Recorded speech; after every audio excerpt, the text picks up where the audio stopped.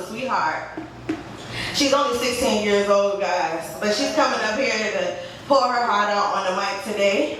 And this is going to be her first time. Yeah. So we're going to welcome Miss Imani.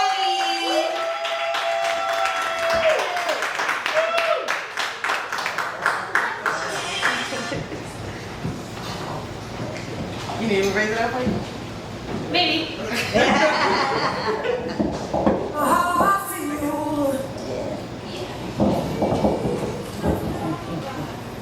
Okay, hi, I'm Imani, yeah. This is, I didn't really prepare like an actual poem for today, but I'll read my Happy Mother's Day poem. Okay. It's not Happy Mother's Day, but okay. Take your time. Got it. To the Got it. Yeah. Got it. Happy Mother's Day, a poem. There will be an attempt to keep this rush of affection away from the hands of misogyny. I tend to have that effect on any piece of writing that these long, scarred hands touch. But enough about me. Happy Mother's Day to the mothers of the world, the heroines, the maidens, the pillars of strength that every daughter out there has.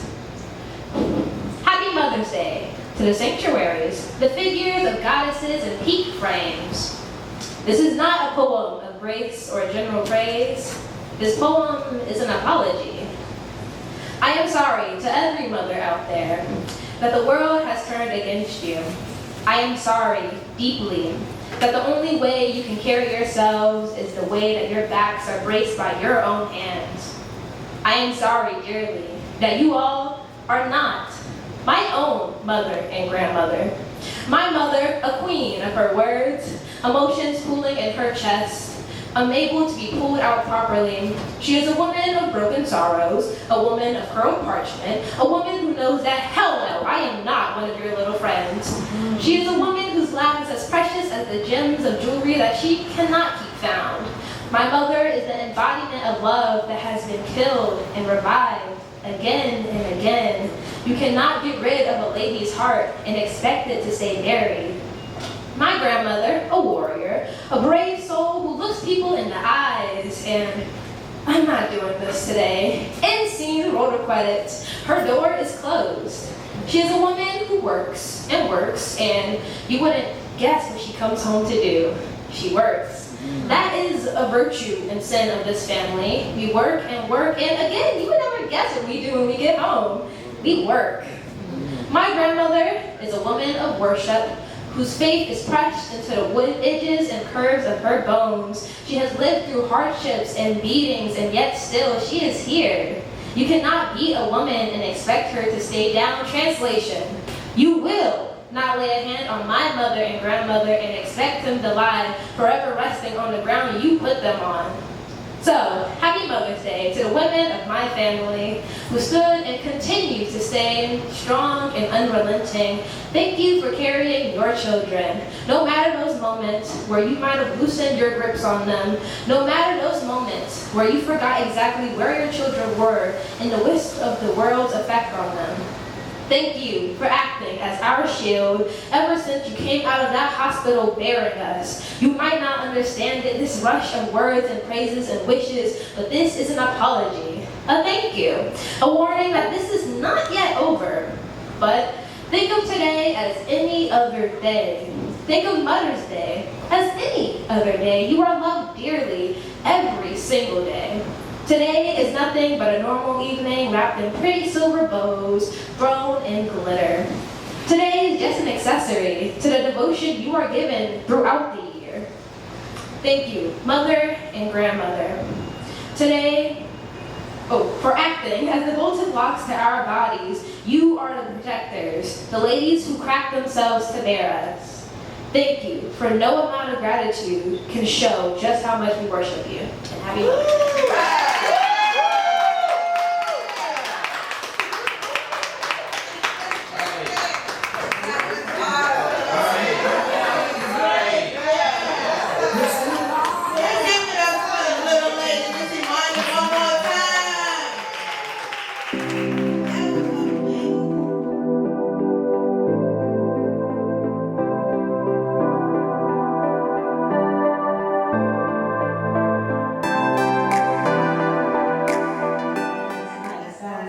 Yes. You ready, Miss Imani? Oh! There's a girl coming back to the stage. Let me raise these up for you. And I want to speak to Ghost on that. I'm glad that you were being transparent in that moment. Because one of the other things that we're going to talk about is for men in our black community, when is being in touch with your emotions not considered being a punk? Because that is so much of an issue for us. So those kinds of things, we're going to talk about it, y'all. We're going to talk about it, and hopefully it will be the start to something great and repairing and rebuilding. But I'm not going to take too much more of Imani's time. You want to show some more love for Imani?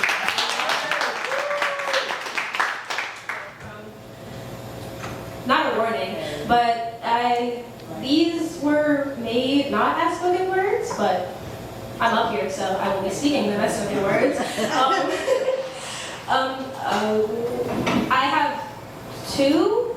One is a self-portrait, another is called gender fluid. I am gender fluid. I go by any pronouns, but it all matters what you're comfortable with calling me. I just transitioned to being gender fluid a year ago, so yeah. First poem, self-portrait. These are relatively short.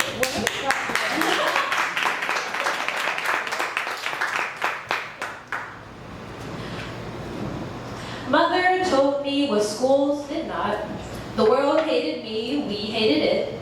The world feared me, I wasn't to be fearful of it. The world wanted me dead. She told me I would live. Grandma told me what my mother did not.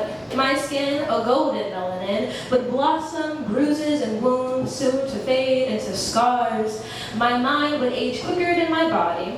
Too mature, too childish, too emotional, too cold. Too much me, not enough you, not enough white, not enough male. Father told me first what the women of my family did not. I know how to set a table, so the very same knife I may place down will act as my defense. A man's hand was not to be held unless the stone I stepped on shifted. My voice can be my weapon, but I should still have a dagger hidden up my sleeve. I am my worst enemy. The world is only half of that. My art teacher told me, with the project's guidelines already dead, anyone can draw a self-portrait and fill in the empty spaces with words that describe themselves. Those very same blank spaces took up the entirety of my canvas. Incoherent strings of words spilled from my head, confusion amidst the possibility of printing down a form of myself. My hatred doesn't revolve around the mind that holds it. I simply know that the greatest version of Imani isn't in reach yet. Beauty is subjective. I am not. My passion can rival even the most successful of people. I also know that the canvas remained blank. I realize now the reason for my change of majors: choir to band, band to art, art to literature. Slowly, I've become better at creating new music, creating a new world, creating friends who only exist on paper and birth in ink, creating a new identity, a new me, a new Imani. I told my family at first what I did not want to. I want to defy my gender, be anything and anyone I want. I will not try to be the perfect daughter, or son, or teenager. I will be myself. My love will be given to whoever I want, and whenever I want. Not above 16 though. Will see me succeed, and if that can only be accomplished in crimson and white man's glory, then it will be. Now I think back to the canvas in middle school. Maybe it is not so blank after all.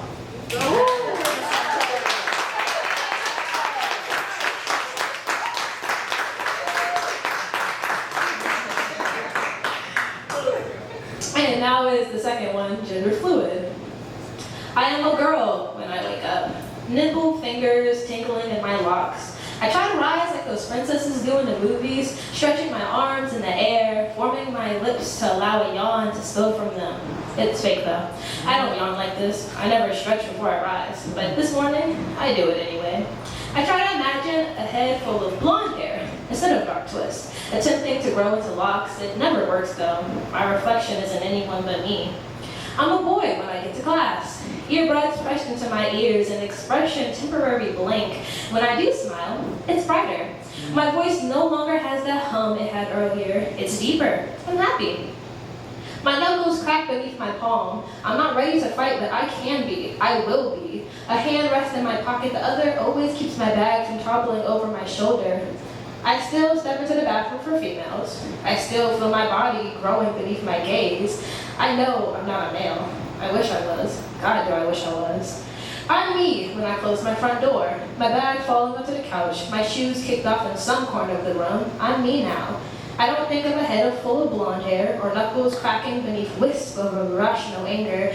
I don't think of impressing that one person in class, or maybe it's 2 or 3. Maybe I want to impress everyone. Not now, though.